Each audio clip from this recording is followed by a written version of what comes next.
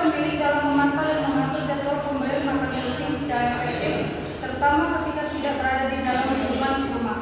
Kurangnya solusi perangkat otomasi pakan kucing yang mudah digunakan, efisien dan hemat biaya, dan perlunya integrasi antara perangkat keras seperti servomotor dan perangkat lunak berbasis IoT untuk menciptakan sistem yang andal dan dapat diapresiasikan melalui jarak jauh. Selanjutnya ada rumusan masalah yang saya ambil. Yang pertama adalah bagaimana merancang pemberian pakan kucing secara atau menggunakan IoT.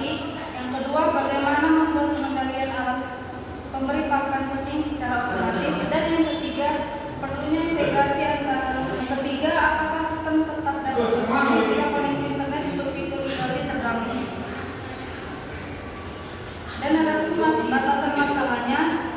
Satu, penelitian ini hanya berfokus pada pengembangan sistem robotik berbasis node MCU untuk memberi makan kucing saat pemilik tidak ada di rumah. Yang kedua, sistem yang dirancang mencakup penggunaan servomotor untuk membuka tutup makan kucing tanpa mencakup penggunaan sensor berat atau mekanisme canggih lainnya.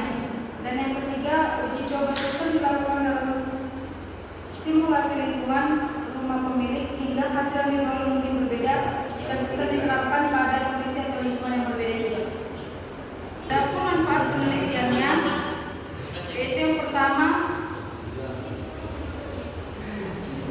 memperdalam pemahaman mengenai teknologi berbasis secara IoT dalam pengembangan sistem otomasi. Yang kedua, menambah pengalaman dalam belajar, membangun dan mengimplementasikan perangkat berbasis microcontroller, khususnya menggunakan Arduino dan node MCU.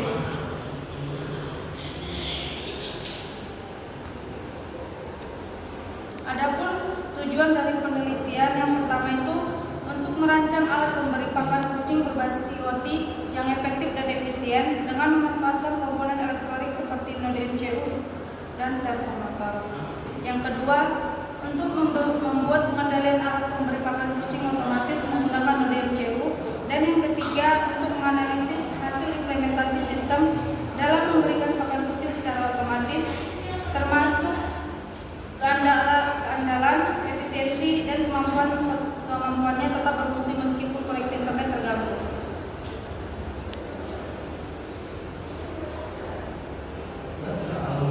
Selanjutnya di bab 2,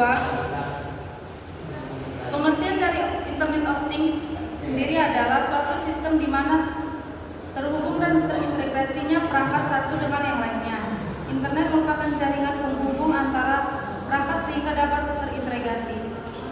Sistem IoT berfungsi dengan mengumpulkan data dari sensor yang tertanam dalam perangkat IoT yang kemudian dikirimkan melalui gateway IoT untuk dianalisis oleh aplikasi atau sistem. Arduino merupakan sebuah perangkat elektronik terintegrasi berbasis open source yang mudah dioperasikan dan diprogram. Modul microcontroller ini menggunakan chip AD328P sehingga cukup bertenaga untuk digunakan pada proyek skala kecil dan menengah. Berikut adalah jenis-jenis dari Arduino. Yang pertama adanya Arduino Uno, dan yang gambar kedua itu ada Arduino Nano, dan yang ketiga ada Arduino Leonardo, yang keempat Arduino Duo, dan yang kelima itu ada Arduino Mega.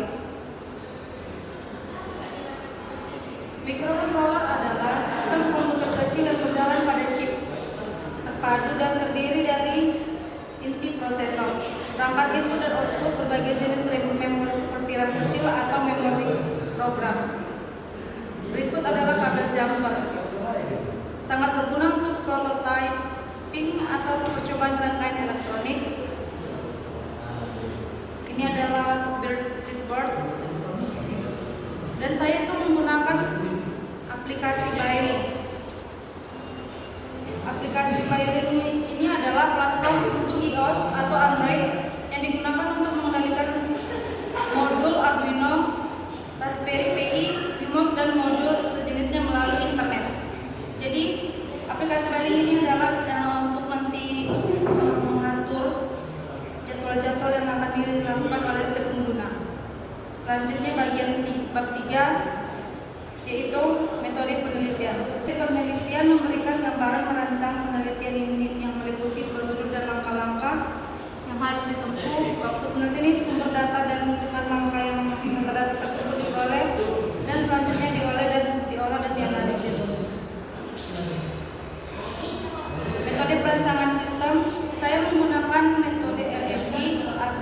atau Research and Development. Metode R&D merupakan pendekatan yang digunakan untuk mengembangkan dan menyempurnakan suatu produk. Melalui pendekatan ini, produk yang dihasilkan dapat diuji efektivitasnya secara sistematis. Kedua, analisa kebutuhan. Bahan yang diperlukan adalah model CU board 1, 2, servo motor SG91, breadboard 1, kabel jumper secukupnya, kabel USB 1. Alat yang diperlukan: 1 buah laptop, smartphone Android, lem kayu, makanan kucing, wadah, botol plastik, dan tentunya menggunakan triplek. Berikut adalah tahapan perancangan alat saya. Dia menggunakan audio MCU, servo motor, dan tentunya menggunakan aplikasi Pilot. Sedangkan perancangan perangkat lunak, tahapan ini membutuhkan perangkat lunak Arduino IDE.